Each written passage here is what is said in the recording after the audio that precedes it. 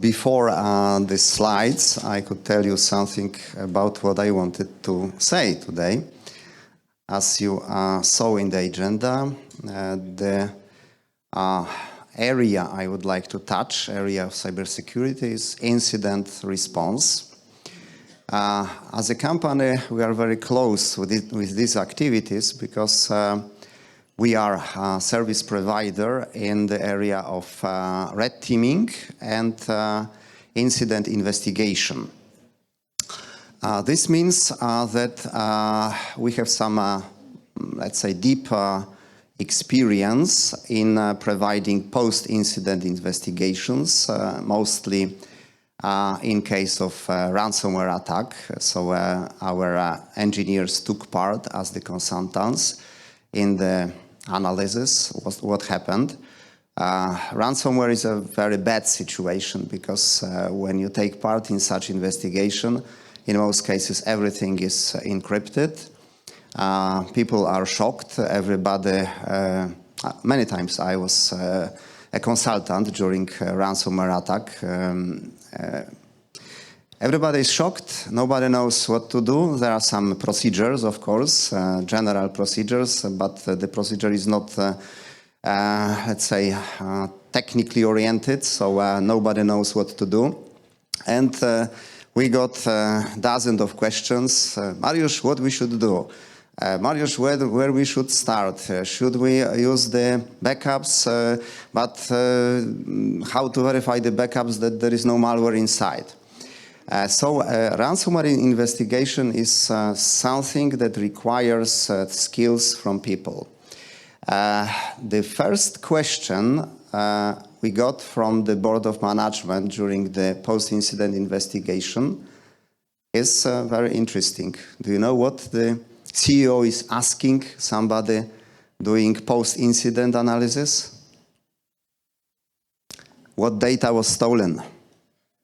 What data was stolen? If the personal data was stolen or not? And who is the person who could provide such information? Database administrators, application administrators, people who know where the data is located. So these people also require skills in incident response.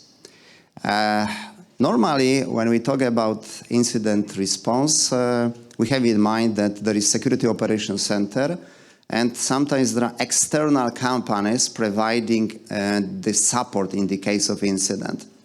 However, from my experience, my personal experience, they would not be able to help without the active engagement of the local administrators. If the database administrators, application administrators, firewall administrators, active director administrators, if they do not have skills in incident response, if they do not understand how the cyber criminals are operating, such investigation would be very tough, would not be effective. In most cases, the external company that is engaged in ransomware investigation, they are looking for the files, for the tools.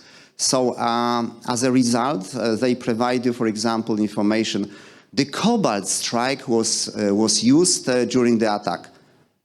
Without analysis, we know that there is Cobalt strike used, or Sliver, or other command and control tool, but this is useless for the post-incident work, when we would like to find the root cause, when we would like to find how the cyber criminals were able to get inside our systems. Such information, Cobalt strike was used, is absolutely useless.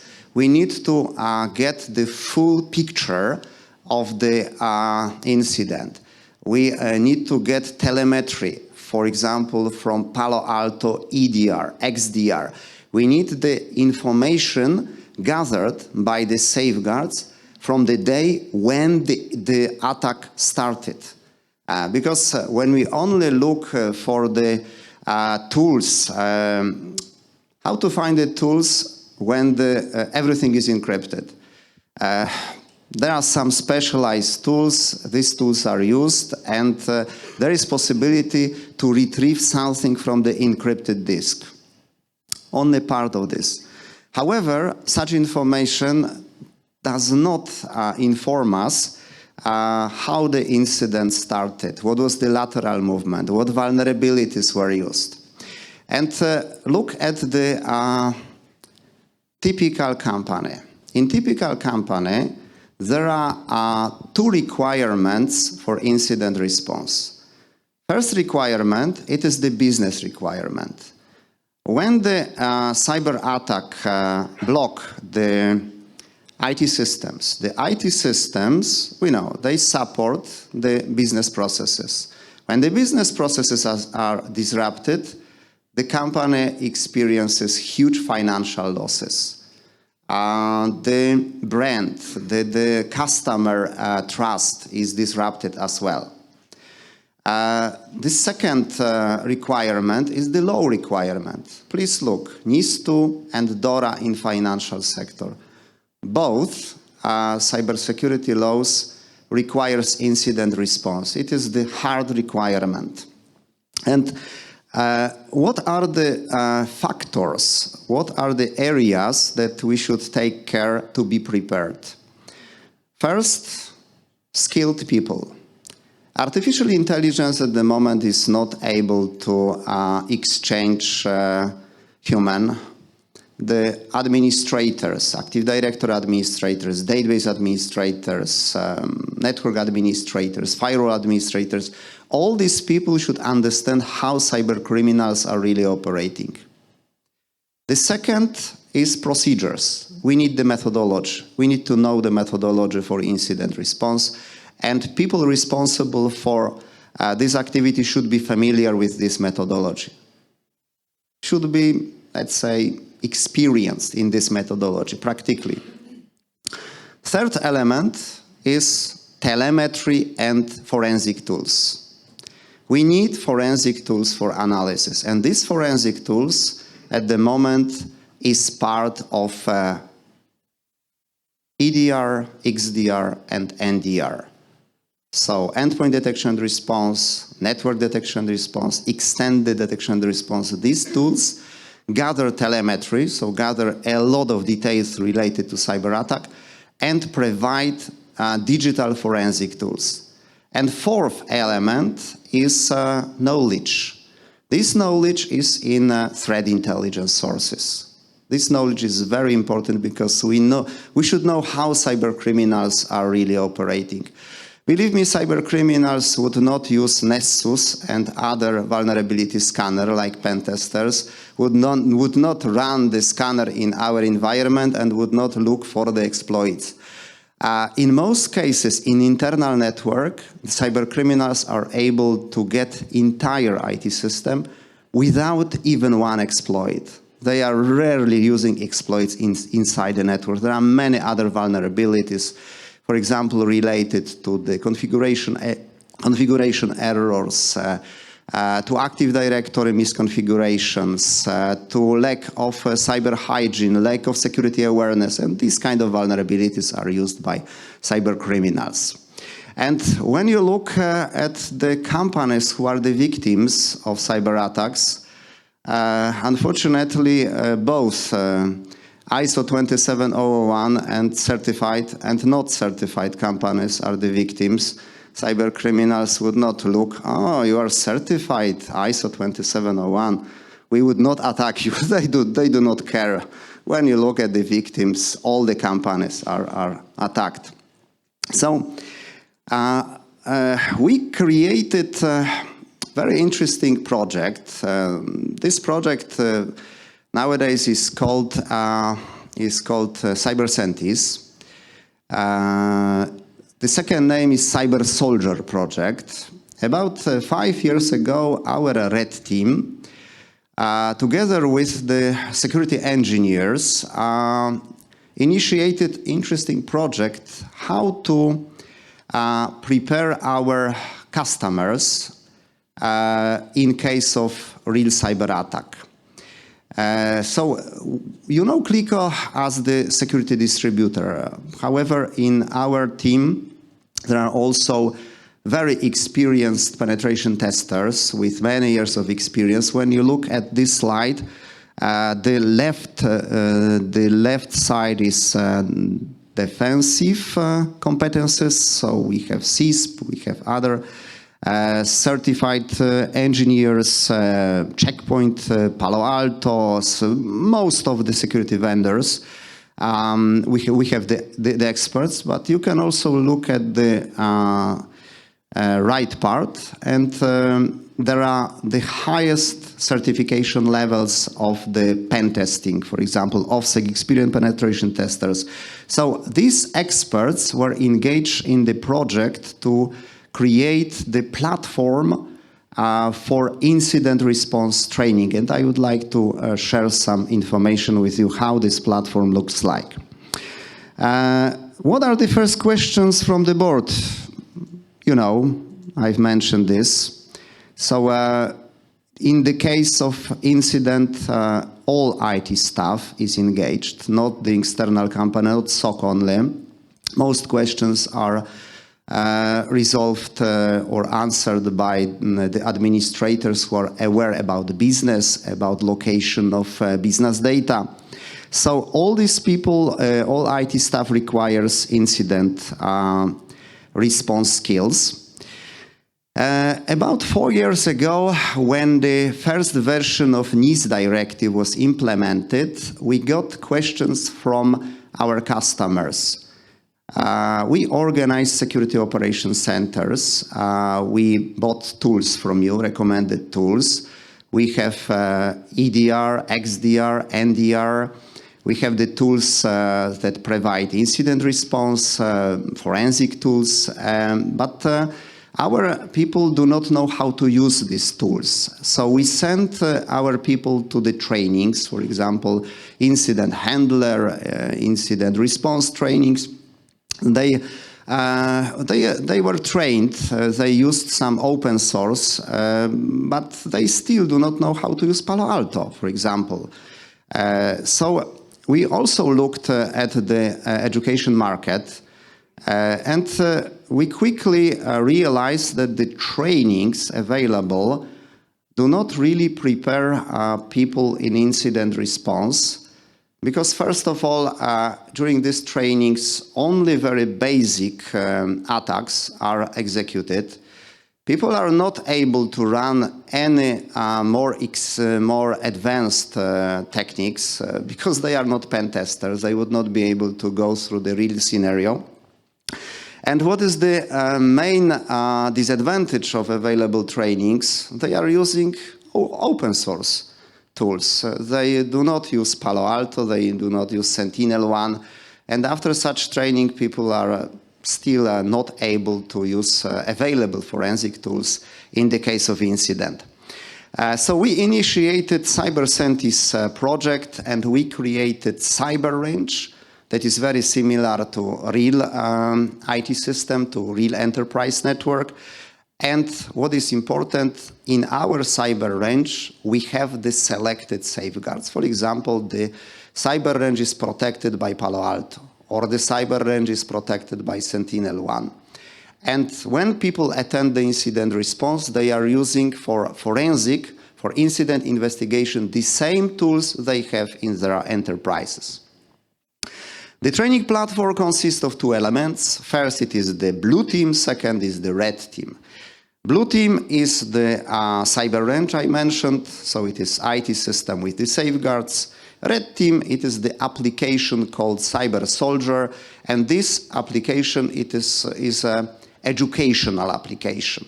Application that supports people in executing very realistic, based on threat intelligence attack scenarios.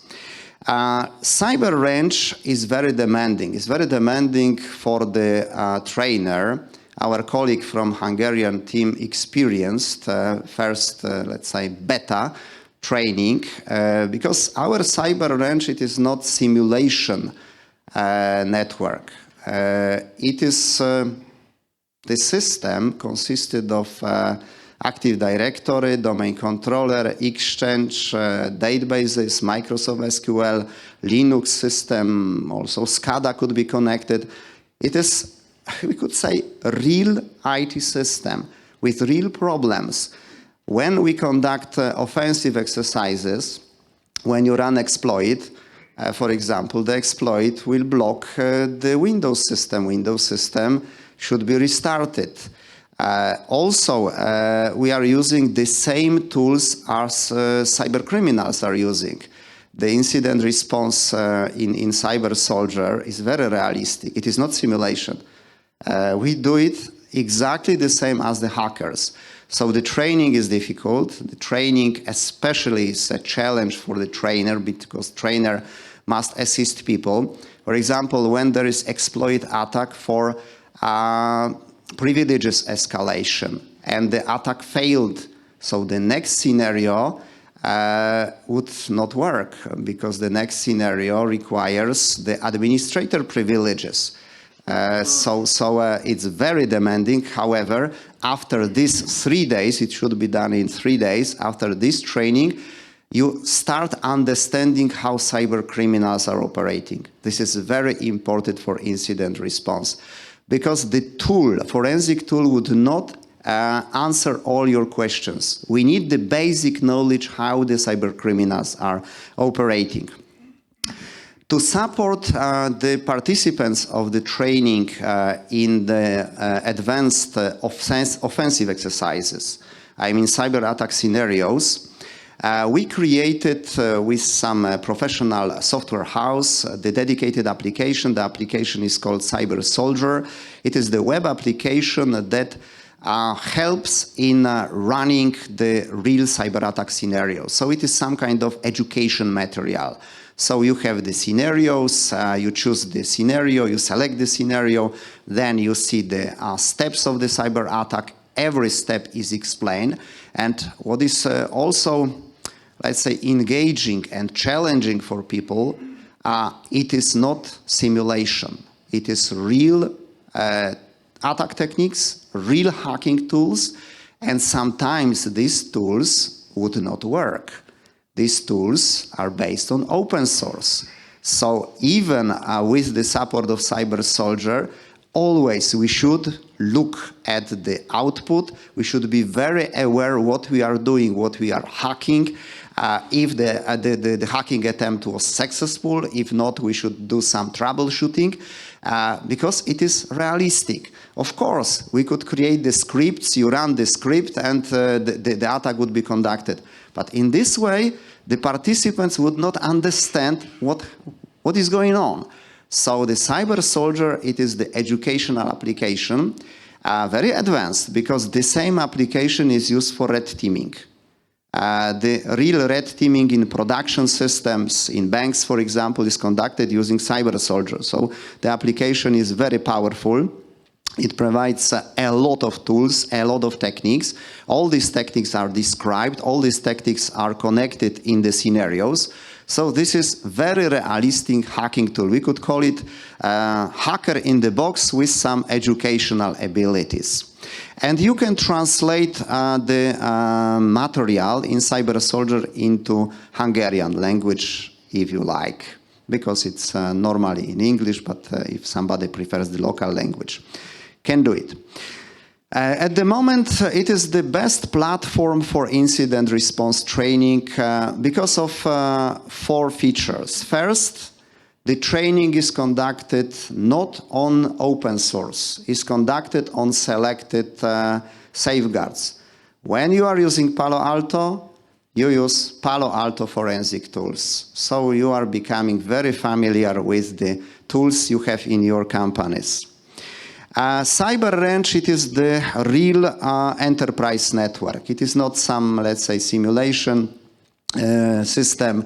It consists of virtual machines. Virtual machines are domain controller, Microsoft SQL, Microsoft Exchange, Linux system, WordPress, and many other very realistic virtual machines, like in normal enterprise.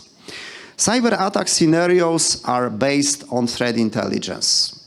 There is no capture the flag. There is no fantastic vulnerabilities. Everything is very realistic. All scenarios, every scenario is based on a real cyber attack that was conducted somewhere in the world. It's based on threat intelligence purely. And we have Cyber Soldier application. The Cyber Soldier will help people who are not professional pen testers in conducting real cyber attack scenarios. So when people first conduct real cyber attack in real IT systems and then conduct the real post-incident investigation, this is the best way to learn how to conduct incident response in our own companies. Using this occasion, when we talk about incident response, I think that it's also a good idea to talk about why we are not able to protect ourselves in, let's say, 100%. Why we are not able to be safe, because when we invest money, we could expect that we will be safe. There is no possibility to be protected in 100% because the initial access means that cyber criminals can enter our company, can go inside our company. Initial access is conducted with some methods that we are not able to mitigate completely. Many times I took part in security awareness trainings. Personally, sometimes I am providing some such trainings, and most of our customers are the banks. And before the security awareness training, they conduct the phishing tests. And very often we see that more than 50% of employees are vulnerable to a phishing campaign because they were not trained, they are not aware. So the situation is very bad. And after, for example, 1 year of security awareness program execution, the director of security department is very satisfied because less than 10% of employees were vulnerable during the phishing attack. Is this a success, really? For the cyber criminal, the only one employee is needed to click the attachment or to provide the password. Even one employee is enough because when one employee is vulnerable to cyber criminals using his or her computer, run a so-called command and control implant or command and control beacon, and using this implant beacon, the attack could be conducted from the command and control in internal network of the company. Malware is very often packed in legitimate software, and IT people are installing the legitimate software with malware. There are thousands of cases that legitimate malware available, for example, on GitHub. There is malware inside, so IT people are not aware installing the malware. And according to last CISA report, top-rated exploited vulnerabilities, many vulnerabilities are 0 days. Many vulnerabilities used by cyber criminals are 0 days. Zero day means that there are no patches for the vulnerability, and we are not able to protect our, for example, VPN gateway. And we are unaware of many vulnerabilities. Why? Because very rarely we conduct red teaming. Red teaming is the requirement at the moment of DORA. So DORA requires red teaming based on threat intelligence for live production systems. But before DORA, such requirement did not exist. And very rarely companies organized red teaming in production systems. Vulnerability scanners detect only software vulnerabilities. They do not detect many other vulnerabilities used by cybercriminals. And the companies use for vulnerability management mostly only vulnerability scanners. And vulnerability scanners detect only bugs, only vulnerabilities in software. Very rarely the companies use modern kind of vulnerability management tools that is called continuous threat exposure management. Let's look at the vulnerability tree. We are aware about vulnerabilities in the software because we are using scanners, because we are using security patches. The security patches are for the software, but let's look what vulnerabilities are used by cybercriminals.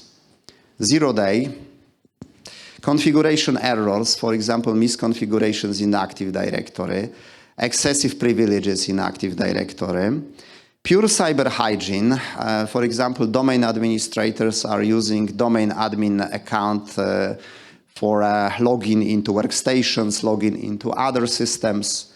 The domain admin account should be used only on domain controllers. Lack of security awareness or low security awareness, and third-party vulnerabilities. When we have companies, when we cooperate with other companies, we have the VPN connectivity, and when the IT system of our partner is compromised using the trusted connection to our company, we could experience the incident. And what is very bad, all these mentioned vulnerabilities used by cybercriminals, I mean 0-day configuration errors, Active Directory misconfigurations, poor cyber hygiene, low security awareness, low third-party vulnerabilities, all these kind of vulnerabilities are not mitigated with the security patches. So we can regularly install patches, we can regularly use the vulnerability scanner. We would not be able to find these vulnerabilities. These vulnerabilities could be detected by red team, because red teamers know how to find this kind of vulnerabilities, and also the tool called continuous threat exposure management is able to do it. We are cooperating with XM Cyber. It is really great tool. It is the tool that is able to find all these problems related to configuration errors, poor cyber hygiene, low security awareness. So XM Cyber works like the red team. XM Cyber, using the agent, is able from inside to see who is logging, what are vulnerabilities, what privileges somebody who logged to the system has, and also XM Cyber is able to conduct the simulation without attacking the system, without exploits, the simulation based on the information and based on the threat intelligence. So what is the difference between XM Cyber and Red Team? Because Red Team can do it, let's say, the same. Red Team is conducted once a year. XM Cyber works continuously. Every day, every second, every minute, analyzes the situation. So it is the red team working all the time. And the last thing I would like to mention is the modern technologies. Because some people in cybersecurity, some decision makers treat cybersecurity like other elements of IT systems. So we should not install, we should not use new tools because they are very new. We are not sure about stability of these tools. We should wait some years to be sure that this tool is effective. This works in favor of cybercriminals because new cybersecurity tools were designed to address the issues in emerging threats. The hackers are extending their arsenal. They are enriching their hacking tools. And we also should enrich our IT systems with the appropriate modern safeguards. The last thing I would like to mention is the new technology security service edge. Security Service Edge is known as the cloud native. But what means cloud native? Cloud native means that the safeguards are located in the nearest data center. For example, I don't know, in Warsaw, in Vienna, in Frankfurt, in Munich. It is physical data center. It must be located in European Union because of the law. So I think that the nearest big data center of SSC for Hungarian customers would be Vienna, Frankfurt, or maybe Warsaw. And in this well-organized, very well-protected physical data center, there are safeguards. There are firewalls, VPNs, DLP, and these safeguards are available for us. So instead of using on-premise safeguards, we have used the safeguards maintained by the vendor. And what is the difference in case of cyber attack? In case of cyber attack, the first thing that the criminals are doing, they are looking for the management system of cybersecurity. Many times conducting red team tests, we're able to find, for example, McAfee or Symantec management system, and we are able to switch off the safeguards. Because when there is an incident inside the network, when cyber criminals find the management system, they will destroy it immediately. When we have SSC, there is no such possibility, or the alerts, log, everything is maintained by the vendor. So even in case of cyber attack, we have all the information and we still manage the safeguards. So it is big difference. Also, let's look at the current incidents.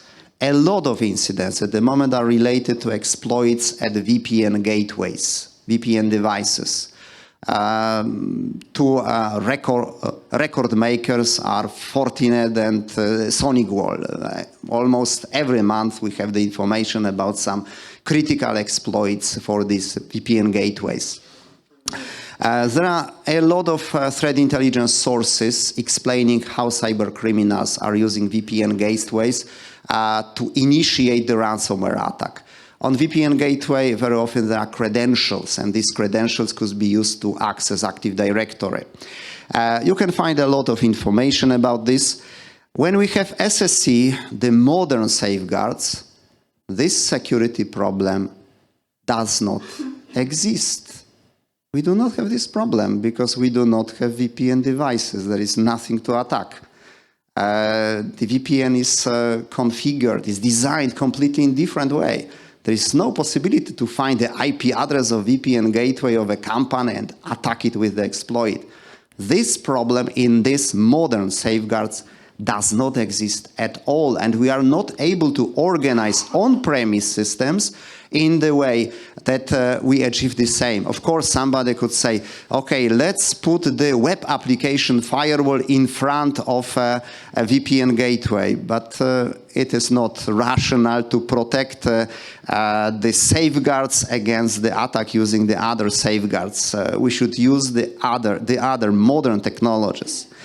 The big problem, I'm not sure if everybody is aware that cyber criminals are able to disable our EDR using the vulnerabilities in Microsoft Windows.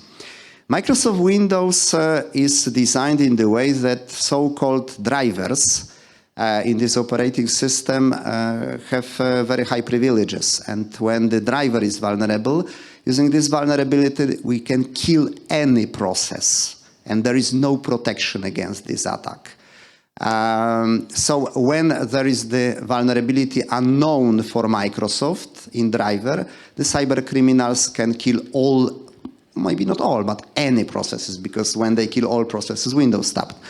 And this whole problem also does not exist when we have Security Service Edge, because Security Service Edge agent is monitoring the security posture of the endpoint. And when the EDR, when antivirus is disabled, when, for example, cyber criminals use the bring your own vulnerable driver attack method and killed our EDR, immediately SSE blocks access to all business applications. Somebody could say, let's kill the agent of SSE. You can do it, but also the business access is blocked in this way. So it is, I think, the only protection method against bring your own vulnerable driver. Use cases, we can use SSE in, I think, any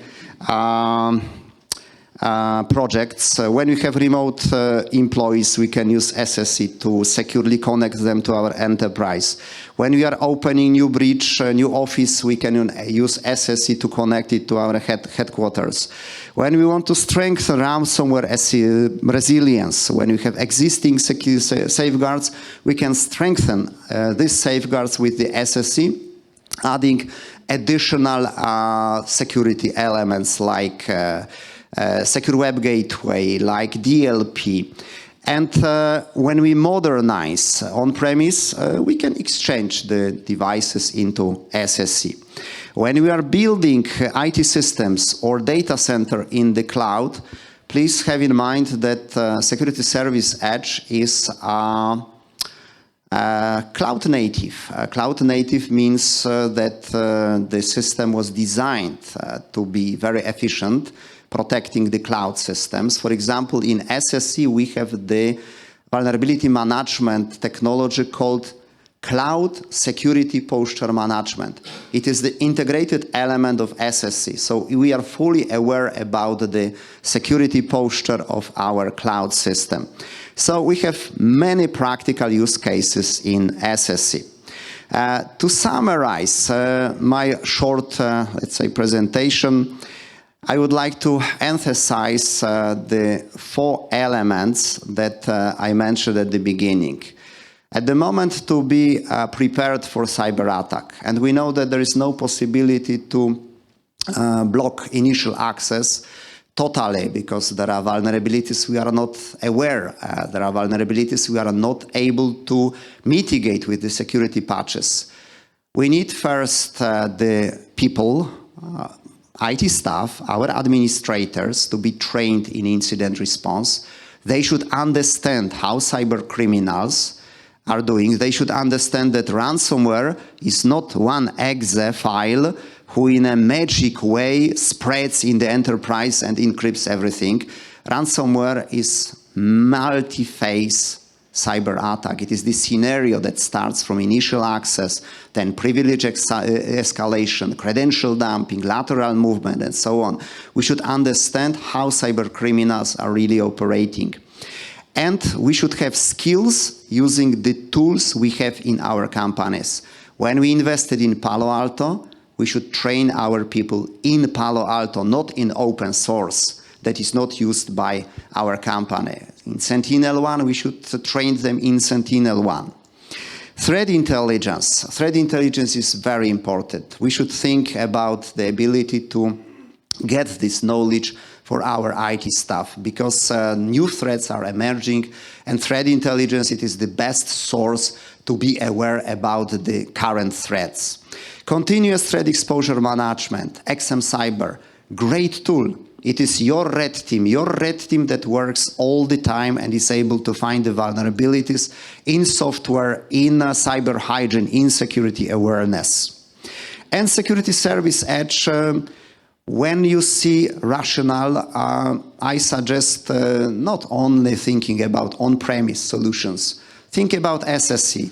SSE is in the nearest data center, very well protected, very strong when we look at the computing abilities, very scalable. We would not have problems with redundancy, we would not have problems with the performance, we would not have problems with installing new patches. SSE is a great solution, and as I explained to you, there are some incidents, some threat cases that we are not able to address with the on-premise solutions. SSE is the solution that was designed to resolve these problems.